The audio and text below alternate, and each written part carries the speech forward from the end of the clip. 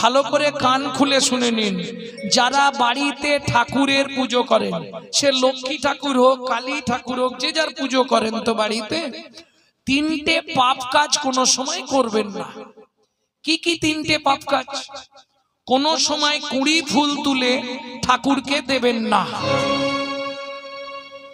যারা আমার ইউটিউব শোনে তারা নিশ্চয়ই এগুলো জানে। কোনো সময় 3-4 দিনের বাসি পচা ফুল ভগবানকে দেবেন না। 2, 3 নম্বর, যেটা আপনারা সব সময় পাপটা করেন, এটা করবেন না। সকালবেলা হাঁটতে যাবার নাম করে লোকের কাছে ফুল চুরি করে ঠাকুরকে দেবেন না। কি হলো, হাসছে কেন?